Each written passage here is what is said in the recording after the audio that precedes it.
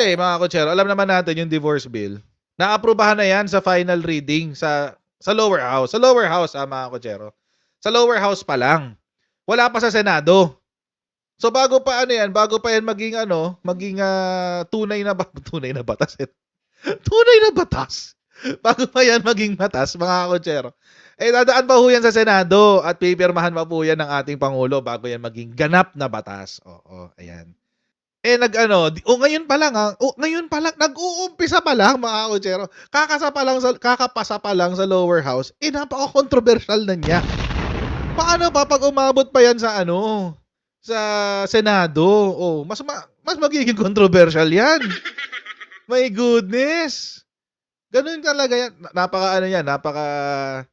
This is a very, very controversial topic talaga mga kotsero. Also, we also have to consider mga kotsero na 50% ng mga Pilipino gusto na nitong divorce. Half of Filipinos are for divorce already. Paano natin babalansehin ngayon ang interest ng Pilipino at ang religion? Actually mga kotsero, alam naman natin ang pinaka-challenging talaga dito yung ating Catholic roots. Oo. Isa sa mga challenges natin yan. Guys, magsa-shoutout muna tayo sa mga kaibigan natin sa Sendwave. Ayan. So kayo po ay nasa US, UK, Canada, Italy, France, Spain, Ireland, and Belgium. May pwede na po kayo magpadala ng inyong mga remittance sa Pilipinas. Gamit po ang Sendwave. Ang gagawin nyo lang ay download ng Sendwave app, gawa kayo ng account. Ilagay nyo yung bank account details nyo dyan at pwede na kayo magpadala sa GCash, cash pickup at iba't ibang mga pawn shop sa bansa. At kapag ginamit nyo po ang promo code na Coach Jarrett, makakuha pa kayo ng karagdagan $20 free credit, kaya gamitin na sa Sendwave for all of your remittance needs. Okay, here we go. So, medyo controversial talaga to. And I was going through, binabasa ko kanina, hinighlight ko na yung mga itatanong kay Attorney Claire. sana pagbigyan tayong sagutin niya to. Ayan, hinighlight ko na yung mga tatanong ko sa kanya. Ayan, concerned spouses, okay, divorce decree, etc. Atin pong special guest tonight, si Attorney Claire Castro. UST graduate siya ng AB Political Science. Oh my God. Also, UST College of Law graduate. Etong matindi mga kotsero, cum laude. Ang tindi mga kotsero. The youngest ever. And also the youngest ever president of IBP Caloocan, Malabon, and Navotas chapter. At of course, dati siyang anchor ng DZMM. Ngayon nasa DZXL na siya. Yung dati niyang radio show is Usapang de Campanilla. Ngayon naman, Usapang Batas sa DZXL. At of course, alam ko naman kilalang-kilala niya na si Attorney Claire. Oo, isa siyang trial lawyer and vlogger. Oo.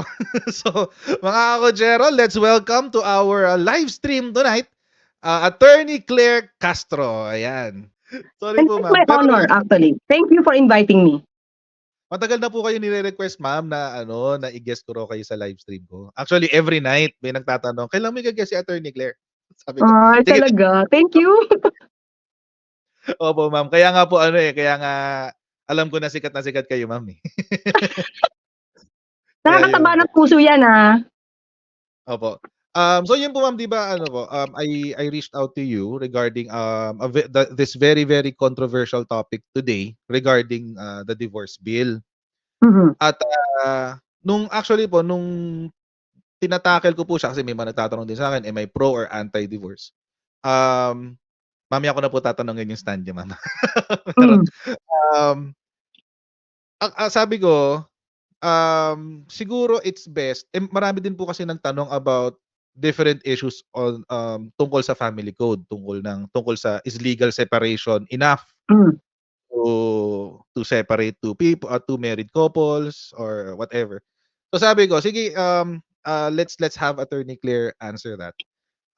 Pero ma'am, siguro po for the clarity of our audience, ano po ba ang sinasabi po ng ating family code at civil code po sa paghihiwalay po ng mag-asawa? Alam mo, Jarrett, Coach Jarrett, wag ka mag-alala kasi humahawak talaga ako ng narrative of marriage. Kaya alam ko kung ano yung ginawang divorce bill, kung okay ba siya o hindi. Kasi nandoon kami, nararanasan namin yan. Well, anyway, as of now, we already have under the family code, kung paano ba mapapawalang bisa yung kasal. Kaya Right. parang sa'kin, para bang ang OA nung iba nagre-react na, ayaw namin ng divorce, ayaw namin ng divorce. When in fact, we have already. Mhm. Under Article 36, yung tinatawag nating psychological incapacity. Okay? Ito kasing psychological incapacity, very broad siya. Pero lahat ng pwedeng pumasok dito, yung hindi pwede doon sinasabi nating nullity of marriage na katulad nung yung underage ka, wala ka sa 18 years old, 'di ba? So, may mga pagkakataon na hindi ka pasok dun eh. Halimbawa, bigamous marriage. Tapos yung hindi ka pa pumasok sa 18 years old. Pero may iba palang ugali itong asawa mo na hindi mo Right. na-discover at the time na liligawan kayo. Eh, gusto mo nang kumawala kasi di mo na talaga kaya. Halimbawa, nabubugbog ka talaga. As in, pasa-pasa ka every night, pag dumarating, lasing. So, saan ka papasok? Eh, nasa edad Right. naman kayo. Hindi ka naman bigamous marriage. 'Di ba? So, kaya nagkaroon ng psychological incapacity kasi doon lahat yung mga hindi na talaga kaya na magkaroon ng remedyo yung pagkasama ng mag-asawa. At hindi kumbaga hindi na siya kayang remedyohan and at the same time hindi mo na kayang tanggapin pa na lagi kayong magkasama dahil it's either mamamatay siya o mamamatay ka or kawawa yung mga anak mo. Kaya meron tayong psychological incapacity under Article 36. Kaya sabihin na parang, ay, hindi ako payag sa divorce. For me, medyo kaplastikan yun. Kasi Mhm. meron na tayo eh. Right. There's Hindi lang kasi natin tinatawag na divorce. Mhm. Right, right. We call it annulment. Or nullity of marriage. Marriage. Diba? So, attorney, Kasi, saan oo. sorry po, sige po. Go ahead po, ma'am. Kasi yung word na divorce sa atin dito sa Pilipinas, especially ang dami-dami nating Katoliko, tabu yung dating na divorce, 'di ba? Right, right. Siguro ang mas maganda talaga dito ma-explain ano ba yung nilalaman ng House Bill para mapakita ba na okay ba o hindi ba? Kasi yung iba nagsasabi ng ayaw ko niyan, when in fact hindi pa pala nila nababasa or naa-analyze mabuti ano ba yung nilalaman ng House Bill. Mhm. Right, right, right, attorney. You mentioned po kanina you're handling a lot of, or marami po kayong hinawakan na annulment cases. Mm. Ah, in sa mga kaso po ba ng annulment na hinawakan niyo po, is, how often po yung pumapasok pong kaso sa inyo regarding, domestic abuse? Kasi po you mentioned it po kanina sa inyo pong, sinabi na may mga Hmm. situations wherein, there is domestic abuse but tama po yung pagkakaintindi ko na hindi po siya papasok sa psychological incapacity? 'Pag domestic abuse at yung the parties or either of the parties, either of them cannot perform anymore the essential marital obligations, 'di ba? Papasok ngayon yung psychological incapacity. Pero siyempre may mga grounds pa 'to, eh. May mga Mhm. elemento 'to na dapat mo i-prove. Dapat yung kanyang incapacity, yung psychological incapacity niya, dapat nag-e-exist na prior to the Right, marriage. Kumbaga right. nananalaytay na sa dugo, sa pamilya, ito siya, 'di ba? Hmm, And at the same time, hindi na siya may gravity, antecedents, tapos incurability. You have to prove that. Medyo mahirap 'to. Papaano halimbawa, naging asawa kita, Jared, ikaw na example ko, although alam ko mabait ka. Pero lumabas lang yung iyong pagiging monster nung kasal during the tayo, right. 'di ba? So hindi na ako papasok sa psychological incapacity. I will remain married to you. So tingin ko yun yung nireremedyohan nitong House Bill. Right, right, right. So, ma'am, ano po ba yung mga provisions po ng House Bill that will remedy that kind of, situation wherein yung wala tulad po ng sinabi niyo kanina, in-explain niyo po na Hmm. may mga psychological incapacity that will come out during the marriage tapos medyo mahirap yung or, Mm. masyadong mataas yung, requirements Mm. to prove psychological incapacity. Ano po ba yung provision po dito sa bagong House Bill Mm. that, Actually, gives remedy to that? maganda yung ibang nakalagay na provisions except lang yung isa na ayaw ko talaga. yung irreconcilable differences. Okay. Ang pinasok kasi dito, pero tingin ko dapat ito maayos pa talaga kasi marami pa ring questions eh. Tulad nung binanggit dito na yung lahat ng grounds for legal separation ay magiging ground na siya for nullity of marriage or divorce. Diba? Iba kasi yung sinasabi ng divorce and nullity of marriage. Pero in fact, ganun pa rin yung dating doon. Nullity of marriage. So, pinasok nila ngayon yung grounds for legal separation para ma-consider siya na valid ground for divorce. Para mapawalang bisa yung kasal mo. Na hindi siya kasama before sa family code. Right, Okay? right. Yung family code kasi, very specific. Very specific siya. Na pwede, ano yung mga grounds? So, hindi ko na babanggitin ha.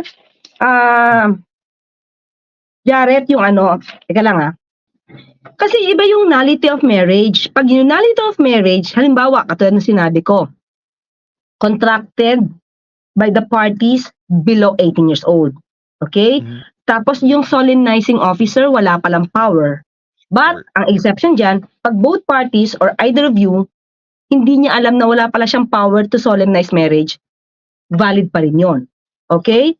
Pag walang marriage license, ang daming ganito. Yung nabibigyan lang ng number, pero pag tinignan mo sa local civil registrar, wala ka palang marriage license. So pag kinasal ka na wala ka marriage license, invalid yon. So yun yung ibang grounds na talagang pasok na. Kahit wala kang psychologist, pasok na yan sa nullity of marriage. Okay, ngayon, ano yung idinagdag nila? Sabi ko nga, yung ibang grounds for legal separation. So, ito dati, pag sinabi natin legal separation, Jared, siya yung i-ground mo lang siya, pero hindi kayo pwedeng magpawalang bisa ng kasal. Maghihiwalay lang kayo. Diba? Hindi lang kayo magsasama, pero kayo pa rin yung mag-asawa. Right. Okay? So, hindi ka pwedeng makipag-boyfriend, hindi ka pwedeng mag-asawa, di ka na pwedeng magkaroon ng panibagong buhay sa pwede mong bagong mahalin. Kasi hanggang legal separation lang siya. Pero sa bagong house bill, dinagdag kasi siya. Kasi katulad na sinabi ko, very general kasi yung psychological incapacity at kung hindi mo alam kung yung judge i-appreciate ba yung evidence mo, na bugbog sarado ka na, ay hindi ka pa pala pwede magpawalang bisa ng kasal. I will give you an example. Ito, personal tong example ko sa isang client ko. I have this client that before we filed nullity of marriage, under Article 36 yung psychological incapacity, nag-file muna kami ng BAUSI. Kasi bugbog siya eh. Verbal, psychological, emotional, physical, abuso siya. And at the same time, Jared, meron kaming video na meron siyang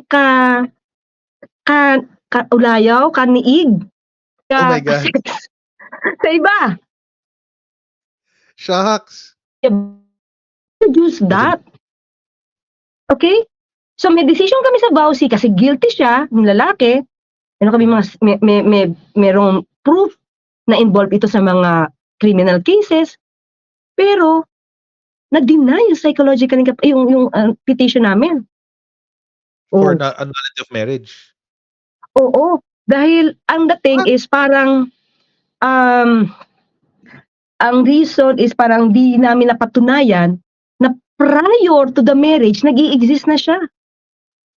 Pero we were able to prove na yung pamilya niya broken family din because yung nanay naman niya yung nagka-problema. And we were able to prove also the criminal cases na naka-file against the guy prior to the marriage na hindi alam ng client ko.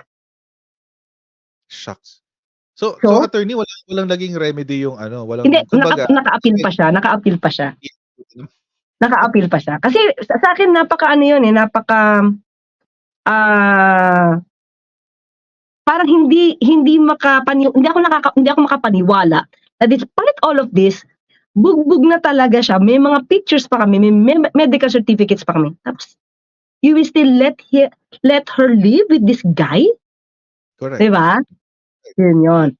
So, because of this House bill, may mga grounds na madali mo ng patunayan na hindi kailangan siya nag-i-exist prior to the marriage. Yun nga yung ibang ground sa legal separation. So, halimbawa natin, unang-una, absolute, wait, nasaan siya? Una dito ay physical violence. Yan, nandiyan dyan? Meron ka dyan? Physical Meron po. violence or grossly abusive conduct directed against the petitioner, a common child, or a child of the petitioner. So, with this ground, you don't have to prove na dati na siya nambubugbog or yung pamilya niya sanay mambugbog. Di mo na kailangan i-prove na yung mga parents niya, magulang niya, kapatid niya, nananalaytay sa dugo nila yung pagiging sanggano. Basta Right. ikaw ay nakaranas ng violence sa asawa mo, 'di ba? Ikaw ay naabuso ka physically o kaya yung anak niyo o kaya yung sarili mong anak, let's say may una kang anak sa una mong karelasyon, it can be a ground na. So ang ipo-prove mo na lang dito sa court opo, ito po yung mga medical certificate ko, binubugbog po niya ako o yung anak ko. So, ito dati ay grounds lang for legal separation.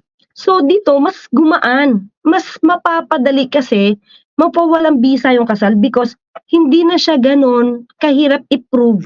Basta may medical certificate ka lang, napakita mo na abusive talaga yung asawa mo, madali na siya mapawalang bisa.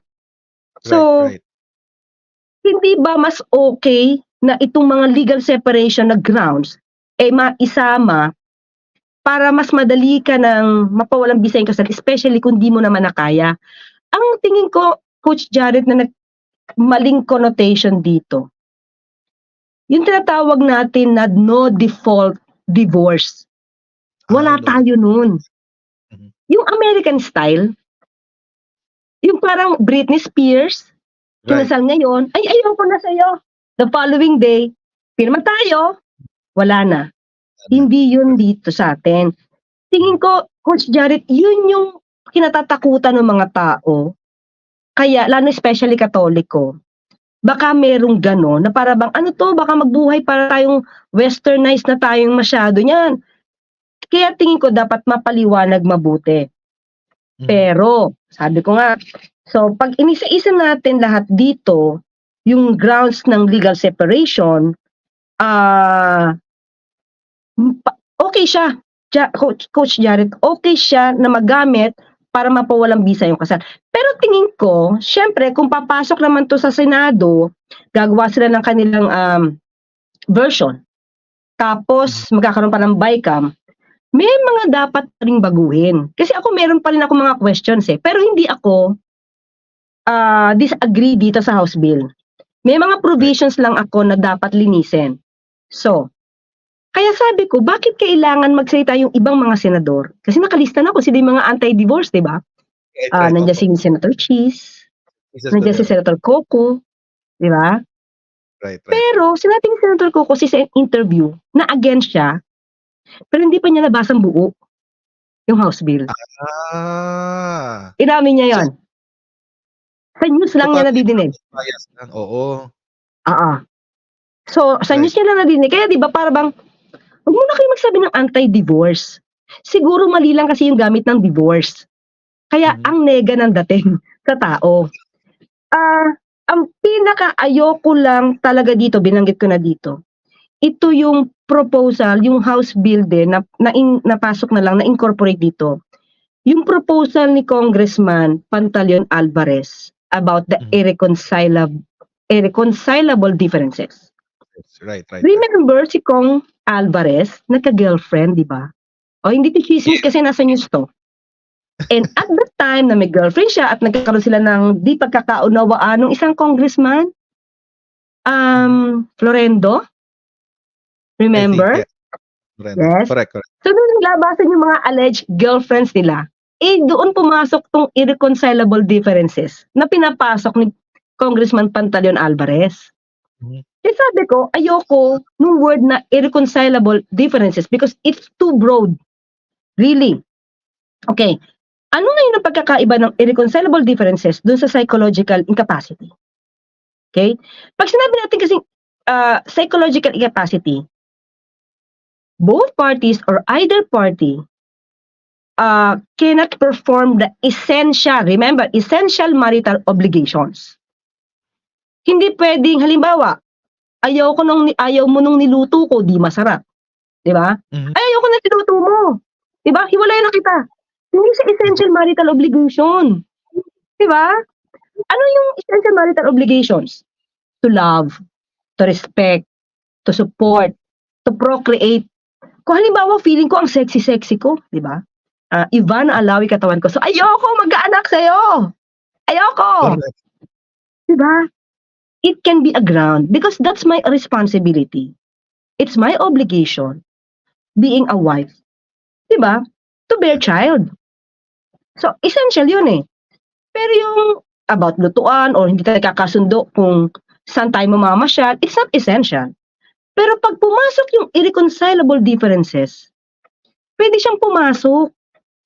Hindi kami magkasundo sa mga bagay-bagay eh. Na napaka-broad, na yun ang pwedeng maabuso. So tingin ko, dapat sa version ng Senado, tanggalin yun. Mhm. Yung irreconcilable Right. differences. Kasi feeling ko, yun din yung ayaw ni Senator Coco, base sa news na nabasa niya. Kasi masyadong broad. Which is true. Okay? Kasi, halimbawa, ikaw yung lalaki, may babae ka. Bawa may babae ka. Talagang kay Coach Jared lahat yung mali, ano? Ako na lang po Dati ka, tatanggap, no? attorney. Halimbawa, Ako may na lang. babae ka, tapos gagawa ka ng paraan. Para lagi tayo hindi magkasundo. Correct, Tapos, correct. di ba magiging ground na siya para mapawalang bisa mo yung kasal natin? So, Correct. tingin ko, yung ibang mga grounds dito, kapag ikaw, kung yung lalaki ang nagbigay ng ground para hindi magkasundo or magkahiwalay, dapat hindi siya ang mag-file ng petition. Mhm. Dapat, kung sino yung victim, dapat siya yung mag-file ng petition. Halimbawa, again, si Coach Jared, halimbawa, naghiwalay tayo, di ba? Naghiwalay tayo because babaero ka. Yan talaga si Coach Jared talaga. Ako na Halimbawa, lang po babaero ka. Okay. At, nag-file ako ng legal separation. Okay? Nag-grant. Eh, sabi dito, for 2 years na may decision na, yung legal separation natin, pwede na mag-file ng petition for divorce. Mhm. Summary proceedings yun kasi puprove mo na lang na meron kaming legal separation. So, di ko nakikita rito kung sino yung dapat na mag-file. Tingin ko, dapat ang mag-file nito, hindi yung ng victim. Dapat yung victim. Bakit? Kasi, yun ang victim, ng victim, siya yung gumawa ng cause para magkaroon ng separation. Right. So, Right. tingin ko, yung isa yun sa pwedeng maging protection. Diba? Para hindi maabuso itong alleged divorce na tinatawag nating divorce. Diba? Mm. So, So, attorney, ganon. sorry po, attorney, for Yung akin, cutting you off. I'm looking for at the definition ng irreconcilable differences. Doon po sa actual bill. Ang sabi po dito, it refers to the substantial incompatibility of the spouses due to their intransigence or fault by holding on to divergent and divisive behavior resulting to a total breakdown of their marriage, which could not be repaired despite earnest efforts to reconcile. Attorney, will this still yung I guess the wordings itself masyadong technical, no, ano, pero will Masyado this eh. masyado pa rin pong broad? Masyado siyang broad to the effect na, kasi sabi nga natin, unlike sa psychological incapacity, kasi di ba sa psychological incapacity, broad din. But we have to prove these 3 things eh, antecedents, gravity, incurability. Dito kasi, napaka-broad niya na hindi mo alam kung ano yung mga bagay-bagay na hindi niyo pagkakasunduan na nakakaapekto na sa relasyon niyo. Right. Di ba? Correct. Unlike dun sa psychological incapacity, very clear na dapat essential marital obligations lang yung issue. So Correct. dito, halimbawa, yung asawa ko ng bababae, hindi kami magkasundo, ng bababae siya eh. So every now and then, nag-aawayan kami. O pwede ba siya maging ground nung lalaki ha? Hindi kami magkasundo ng asawa, yung asawa ko, si wife, lagi ako inaaway gabi-gabi. Hindi na nga ako makakain, hindi na ako makatulog, hindi ako makapagtrabaho kasi lagi niya ako inaaway. Well, in fact, ang cause pala nun, si lalaki. So, Pambababae niya. 'di ba? Just to create a scenario. Kasi pwede Hmm, siyang magamit, eh. To create a scenario to show na hindi kami compatible. So, right, yun yung right. mahirap, 'di ba? Hmm. Kaya po ibig sabihin and yung minention niyo po kanina yung summary judicial proceedings, you would like to indicate din po dun na dapat yung biktima po of the person who is not at fault doon sa breakdown ng marriage yung dapat Mm. mag-file. Yes. Ah, Tingin ko dapat madagdag yon kasi otherwise puwedeng gumawa ng senaryo yung gusto lang makipaghiwalay, mhm. 'di ba? Right, right. Mm. Issue pa dito sabi ni Senator Cheese, 'di ba mas maganda gumawa tayo ng batas na mas magiging mura, 'di ba? Parang Mhm. mas magiging mura, affordable Right. yung pagfa-file ng nullity of marriage. Actually, meron dito sa batas, yung tungkol sa court-assisted petitioner, kapag na-approve siya, na-consider siya na ma-approve siya as court-assisted petitioner, Mhm. libre siya sa lahat, eh. Ah, Wala ito sa family code, right. 'di ba? So para sabihin na, dapat maghanap tayo ng mas affordable, ito, doon sa hindi kaya talaga ay nag-echo ulit? Lagay ulit po. Sorry, sorry. Sige po, go Yung hindi kaya na hindi ma-afford, ah, puwede silang asistihan ng korte, sabi, mawe-waive ng court ang payment of filing fees and cost of litigation and shall appoint a counsel de officio mag-a-appoint pa yung court, appoint pa. 'di ba? And assign such number of social workers, psychologists, and psychiatrists para tumulong dun sa biktima. Oh, Right, hindi court ito assist napapansin, 'di ba? Hindi ito nate-take up. Hmm, right. Oo nga oo, 'no, the proper family court shall waive the payment of filing fees and other costs of hmm. litigation. Parang libre na po siya attorney 'no? Yes, Court assisted, oo. libre na siya. 'Pag na-approve ka, 'di ba, kung qualified ka, mas mapapadali Hmm, siya, mas mura, 'di correct, ba? correct. And then pupuwede Hmm, mas pabuti po siya sa mga indigent, lalo na. oo, mm. So, yung kinakatakot nila na maabuso, una sinabi ko na kanina, Coach Jarrett, wala tayong no default divorce. Mhm, So, tanggalin na natin sa isip natin 'yan, kasi 'yun yung pumapasok agad sa isip na divorce ako, puwede na siya, papakasalan niya lang ako ta's hiwalayan niya ako. Hindi gano'n. Pangalawa, isipin natin 'pag nag-file ng petition Coach Jarrett, mhm, didinggin pa rin 'to ng korte, titignan yung grounds niyo, bubusisiin pa rin. So, mm. hindi siya yung parang ipinamigay mo lang yung kasal mo ta's tapos na kayo, ayaw ko na tapos hindi. Right, Kasi right. when we're doing this under the family code na kailangan no collusion, ibig sabihin hindi kami puwedeng nagsabuatan. Hindi Sabuatan. tayo puwedeng gumawa ng kuwento na binubugbog mo ako when in fact hindi, para lang mapawalang bisa yung kasal, hindi.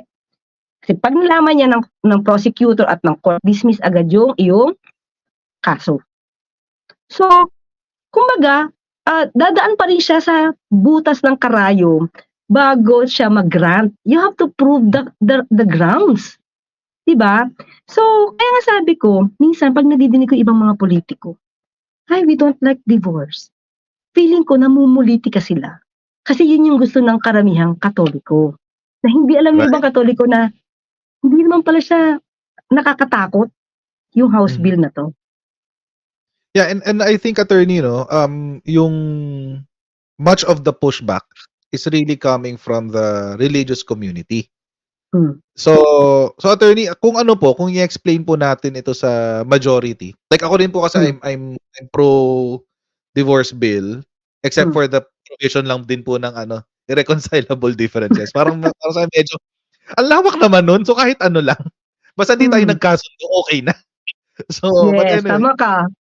so yun po attorney. So ako po, aside from that, provision, in general okey naman po ako dun sa house, Hmm, bill na about divorce. But, na-mention nyo nga po kanina, the religious community is not really open when it comes to it. How do we ano po yung magandang way para maipaliwanag po sa kanila yung, value nito pong, House Bill ng, divorce? Actually, sinabi ko na nga, 'di ba? Kung hindi naiintindihan ng mga kaparian natin, kasi sila yung ano, sila yung mas maingay, eh. Sabi ko nga willing ako, na mag-lecture on this, to explain. Alam mo kung bakit, Coach Jared? Kasi may client ako, although nag-file kami ng nullity of marriage ngayon, pero nakakuha na siya ng decision sa church. Ibig Ah, sabihin kasi, yung church, naniniwala din na pwedeng paghiwalayin yung mag-asawa basta may ground. mhm, Meron siyang church annulment. Pero siyempre, pag church annulment ka, hindi naman siya, wala siyang visa. Para mapawalang visa yung kasal mo, 'di ba? Dapat sa court ka pupunta, 'di ba? right. So pero ngayon sa House Bill, parang nabasa ko na pag may church annulment, parang ire-recognize siya Recognize at na lang. Yes, opo. pwede rin siyang gamitin, Yes, parang it is in gano'n. the So sabihin, so kaya sabihin na parang ayaw ng church, parang till death do us part. Hindi, mhm, kasi yung church nag-a-annul din ng kasal, 'di ba? right, right, correct. Attorney, siguro lang po 'no, for the benefit of our audience, marami po kasi nagtatanong, what's the difference between annulment, legal separation, and this, and divorce? Kasi parang sinasabi Mhm. nila, yung ending din naman maghihiwalay, parang gano'n. So, Hmm, nagtatanong po okey, sila, what's the difference between the 3, among the 3? okey. Yung nullity of marriage, ito, I really have to explain this. Yung nullity of marriage based under the family code, including mo na yung Article 36, 'di ba? Ah, wala siyang prescription. Mhm, Ibig sabihin, void ab initio siya, um, wala siyang bisa even from the start. Walang bisa yung kasal, 'di ba? Ang difference lang kasi pag nullity of marriage, void ab initio, yung sabi ko yung wala sa edad, walang marriage license, walang fake news solemnizing officer, um, yung anak nyo illegitimate. Okay? Illegitimate. Now, kapag ang kasal mo ay napawalang bisa under Article 36, yung psychological incapacity, exemption to. Ang anak nyo, kahit napawalang bisa yan, ang anak nyo legitimate.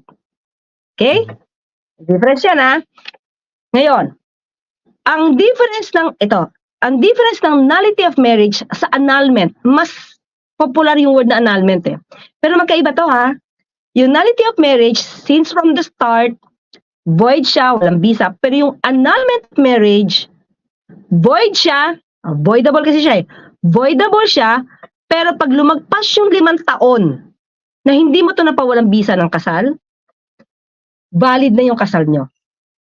Halimbawa, mas maganda tong example. Sa kapugian mo, Coach Jared, may nagpantasya sa'yo. Di ba? Tapos, wish ko lang po, attorney. oo, hinabol-habol ka. Hinabol-habol ka.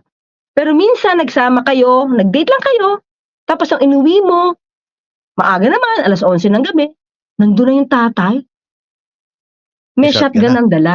Ayan, pikot, pikot. Okay. So, kung pikot yan, syempre natakot ka sa tatay. Diba? Takot ka sa tatay, sa mga kapatid.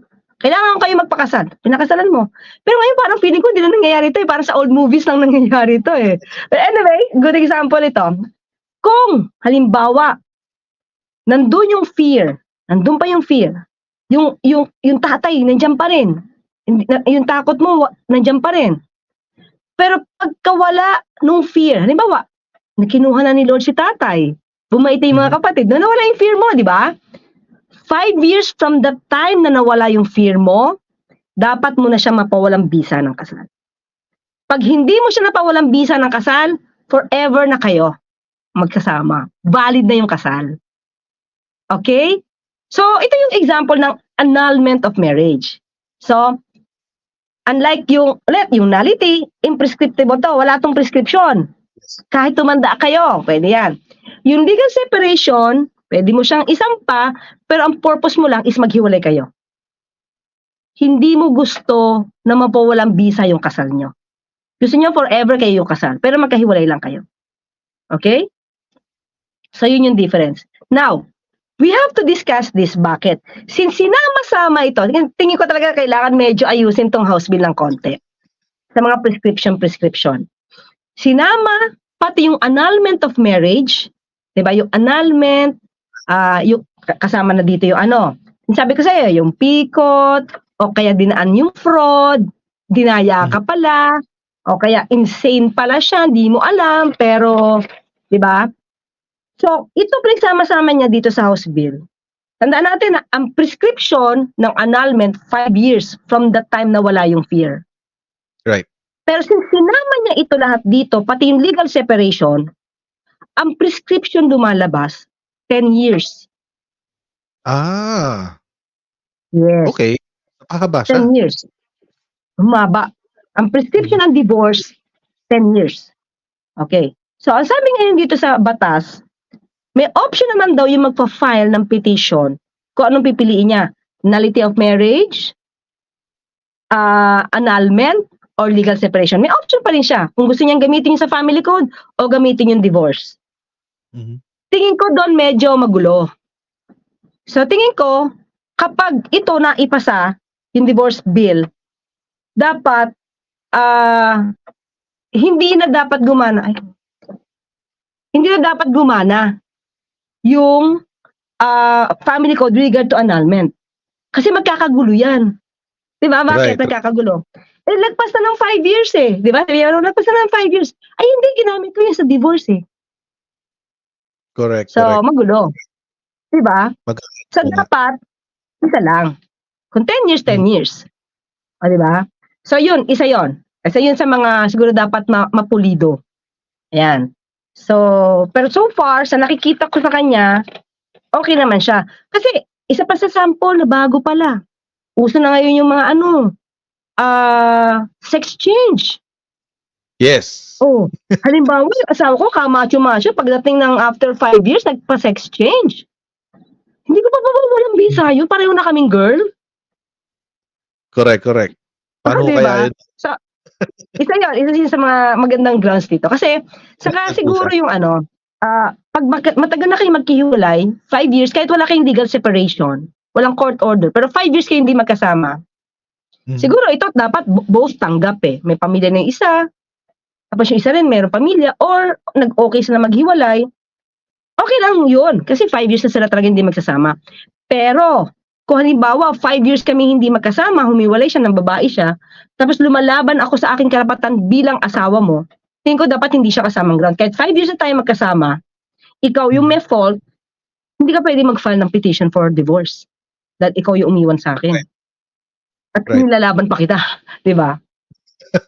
Attorney, paano po yung sa absolute community? Ano po yung mangyayari? Let's say, nag-divorce and all of that. What will happen po dun sa mga sa assets and everything? Magkakaroon po ba, meron po ba provision dito for alimony? Yes. Parang ganun pa rin. Under the family code, hihiwalay. Kasi, di ba, meron tayong 3 property relationship eh. Isa, absolute community of marriage. Kung ano yung sa'yo, binata ka, dalaga ko, bakasal tayo. Kung ano yung property mo nung binata ka, ano yung property ko nung dalaga ako, tapos wala tayong prenuptial agreement, automatic, sa atin na pareho yun. Tama. Tapos yung sa conjugal partnership of assets, kung ano lang yung na-acquire natin during the marriage, yun lang. Lahat ng akin prior, akin. Ano yung sa'yo dati? Yo. Saka legal separation of properties. Now, syempre, kapag napawalang bisa yung kasal, ano pa rin yan? Isa-separate nyo pa rin yung properties nyo, katulad ng ginagawa ngayon. Okay? Ang maganda lang dito, sa House Bill, na wala doon sa family code, is about the alimony. Kasi, dito sa atin ngayon, pagka wala lang kayo, na pawalang bisa ng kasal nyo, ang obligasyon mo na lang sa anak mo. Sa bata. Right. Oo, sa bata. Doon sa asawa mo, wala. Pero dito, may provisions dito na you have to give alimony to the spouse. Oh my Pero God. either Either 'to, kung Either po? kumikita si babae mas malaki, di susuportahan niya si lalaki.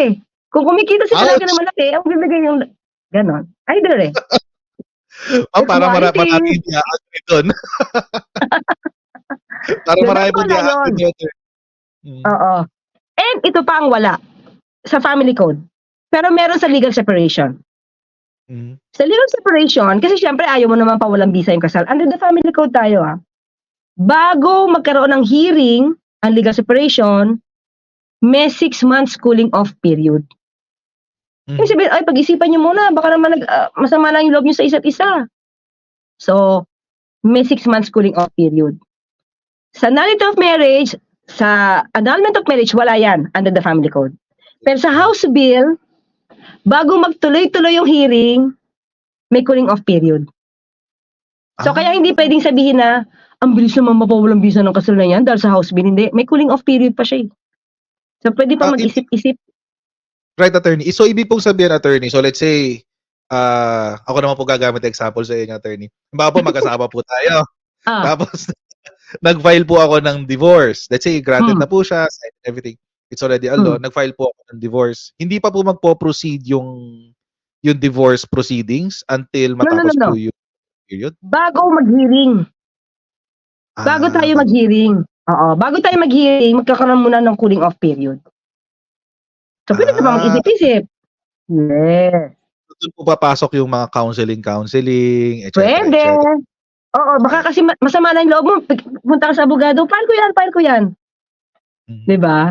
Bigyan niya kaya ako isang client, 'di ba? Galit na galit siya sa asawa niya. Siguro ako kasi, Coach Jarrett, bago kasi ako mag-file talaga ng nullity of marriage, I have to check kung talagang kaya na niya Mhm. humiwalay. Sabi ko kasi baka galit ka lang. 'Yan. Meron ako isang client na ganyan, sabi ko, "Sige, wag muna."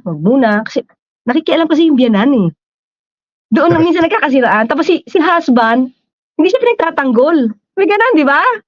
Mama's boy Right. dating. Sabi ko, wag muna. Sige, checkin muna natin." So, pending ko 'yun. Eh, sabi ko, Ah, baka kaya pa, eh. Tapos alam mo kamot-kumukat mo, nabiyuda siya kasi namatay yung asawa. So, sabi ko, buti na hindi tayo nag-file kasi sumama pa yung loob sa'yo niyan kung nag-file ka bago siya namatay, 'di ba? correct. 'Yun. So, kaya Right, minsan right. po ayoko nung grab agad ng case. Sabi ko, "Sige, file tayo." Ayoko. I have to check kung nasa loob niya na. Kasi may isa akong naging kliyente, ang aga na pawalang bisa ng kasal, kasi may grounds naman kami. Mhm. Tapos, sabi niya, "Attorney, ba't mo minadali?" Tingin ko Ay, nagpapakulo lang siya. "Ha? Bakit? 'Di ba yung ibang kliyente nasisi gusto pa mas maaga?" nasisi pa kayo, Iba-iba, eh. attorney? Ha? Nasisi pa po kayo, attorney? Oo, sabi, "Ba't ang aga?" Sabi ko, well siguro baka mahal niya pa, baka nagpapahabol lang siya, eh, hindi siya hinabol, baka, 'di ba, may gano'n, eh. Right, right, right. Grabe, may mga ano pa palang ganyang ano, ganyang, Eh, mga situations. pero Coach Jared, ito revelation 'to kasi ako humawak ng case. Nadinig ko kay Senator Coco kanina, kay Coco nga ba 'yun? Parang it's more on the para sa rights ng mga babae. Ano, sa ano pala, siya yung ini-interview, pero parang yung isang host sa Storycon nagsabi na ito daw House Bill is more, for the benefit of women. Women. Hindi totoo Ah, 'yun, hindi totoo 'yun. Alam mo kung bakit? May mhm, kliyente ako, kasi sabi niya, kasi mas marami talaga naaabusong babae, tignan mo yung mga cases laban sa mga lalaki because of abuse. Why? Bakit mas marami ang records ng babae na naaabuso? Because wala namang vowsy para sa kalalakihan. right. Kaya nga violation against women and children. Mhm. Walang batas kung naba-violate yung lalaki. So paano magkakaroon ng records yung lalaki na siya ay inaabuso ng babae? Wala talaga Right. yan. Pero marami talagang kalalakihan din na lumapit sa'kin. Una, Mhm. yung babae nagloko. Kasi nasa abroad siya, babae nagloko. Yung babae yung Ouch. mas matapang. Yung Mhm. babae marunong gumawa ng eksena, gagawa ng pasa. nagawa siya ng pasa. Mhm. Saka siya pupunta sa pulis. Self-inflicted yun, attorney, yung isang Oo. client? Yes. Wow. Totoo yan. Tapos buti na lang yung isang client ko nakita sa CCTV camera, siya yung binabaliti sa likod yung kamay nung babae, yung asawa niya. Hala? So, kaya I disagree na ito ay pang babae lang. Maraming mga lalaki rin na biktima, hindi sila lumalaban sa asawa nilang lalaki because una, baka mabawsi. Pangalawa, siyempre nirerespeto nila yung asawa Mhm. nila. Pero maraming lalaki ang nabubugbog din. Hindi lang sila Right. nagre-report. Pupunta ba sila sa pulis, "Binubugbog ako ng asawa kong babae." Hindi, 'di ba? Hindi sila pupunta Tama nun, naman. titiisin na lang nila yun. Right, right, right. Oo. Pero attorney, so meron din namang cases nga of, kasi usually nga po, attorney, I would agree na ang naha-highlight talaga dito po sa House bill na 'to about divorce is yung abuse ng men and women. Men Hmm, towards women pala. Um, mm. so kung ano po, if it's the other way around, kung si lalaki naman ang naaabuso, will the law, will kung law na siya halimbawa, will it be easier for men to get out of the same situation? Using the Or divorce bill? yes, through this bill po na Oo, 'pag nag-divorce kasi sila? both parties naman 'to, eh, spouse ang tawag, eh. So, Mhm. kaya lang siyempre kung ano yung magiging ebidensya nung babae, if ever yung babae ang magfa-file ng petition, dapat gano'n din sa lalaki, i-prove niya, 'di ba, na may witness siya. Right. Kasi minsan ano, Coach Jared, yung anak mismo ang nagwi-witness na yung nanay niya yung nananakit. Ah, Totoo. okey. Wow, that's interesting. So yung anak pa pala minsan yung Mm. nagte-testify na abused I yung have tatay this nila? ano, meron akong case ngayon, mga anak nagsabi. Oh my God! Pinagtatanggol nila yung tatay nila kasi nakikita nila at saka yung mga nasa office. Hmm, 'Di ba nahuli nga sa CCTV? Yung right, siya po babae yung yung ano, nang-gugulpi, right, nangangagat, mm. Right, right, nangangagat pa. Diyos 'di ba? Ang tindi, ko! 'di ba? So buti naman po it is, this is gender blind at least. At least this is Hmm, gender blind na House bill. So at least that's a yes, comfort sa aming mga kalalakihan. Kasi oo. nga po Kaya nga before kayo sabi ko may voucher. sabi ko nga dapat gumawa ng batas ng violation against persons na, eh, hindi lang women, eh, 'di ba? Right, Sinisip nila gusto ko 'pag lalaki yun yung malakas, nambubugbog, hindi kasi may mga lalaki talagang hindi nananakit, eh, sila yung naaabuso rin. right, right. Naku ma'am, this is a very, very interesting topic, attorney, and I know we can go on forever talking about Oo nga, this. eh. Kasi po I also want to respect your time po, attorney. Any ano po, what would you any, before we go, Mm, any words po that you want to leave po, regarding this topic sa atin pong audience? mm. Ako, hindi ako against dito sa bill na 'to. Against lang siguro ako sa word na divorce kasi nga nega yung dating. Pangalawa, siguro bago magsalita yung ibang mga mambabatas natin na against sila sa bill na 'to, they have to read, not just read, analyze, ano yung effect, and at the same time 'pag nalaman nila, so, gumawa sila ng paraan para ma-explain ito sa, simbahang Katoliko. Mhm, Kasi sabi ko nga, kahit na yung, Catholic Church nag-a-allow sila ng nullity of marriage, kaya nga may mhm. church annulment. So hindi naman sila against sa pagpapawalang bisa ng kasal. So yun lang, Right, tingin ko dapat ma-explain mabuti at sa mga kababayan natin, kasi lumalabas parang ayaw nila, kasi nga yung word na divorce, akala nila pasok yung no default divorce na parang pirmahan lang okey na. Hindi po, right, hindi gano'n. Ma-explain lang mabuti para, ah, mas magaan din ito doon sa mga tao na nakakaranas ng mga mhm. pang-aabuso na dapat na silang kumawala sa isang marriage. And, nadinig mo pala, Coach Jared, si Senator Villar na against siya sa ito, kung ito lang yung words niya, ito lang kasi nadinig ko sa news. Against siya sa divorce bill because I have a happy family, What? Is that okay? the Parang elder Villar po or the younger Villar? si ano, si nanay, Cynthia si Cynthia oo, Villar si po. Senator Cynthia. So, Yes. is that the only ground para sabihin niya na against siya sa divorce? Eh, teka lang, happy ka, eh, yung iba. Yung iba Right? hindi happy, Tama. eh. Ikaw happy ka, eh, hindi naman namin sa'yo ina-apply yan, eh. Kung happy ka, 'di wag mong gamitin. 'Di ba? Correct. So, yun lang. Last Kung words ko happy ka, yan. good for you. Kung happy ka, good for you. Pero hindi lahat ikaw. Sana Oo, all. 'di ba? My goodness. Ayan. That So I think that's a statement about our ano po, a political system. That's a oo, commentary on the political system. Oo. oo. Ayun po. Attorney, I hope I can invite you again in the future. Sure. Mm. Opo.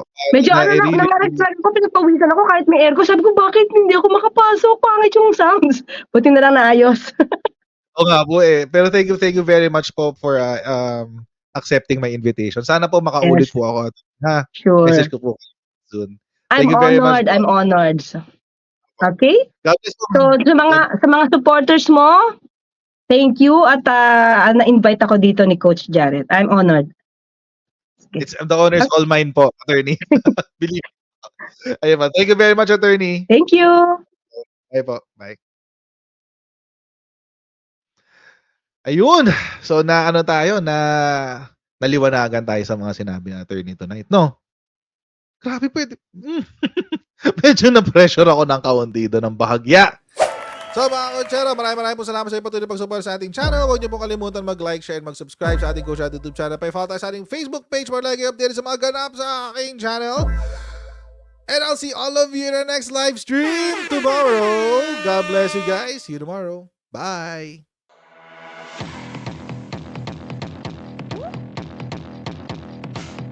Pag ganun, huwag natin gawing tanga mga Pilipino. Mas maganda kasi nasa lugar ka ng tama kaysa yung pinipilit mo yung pagkakamali.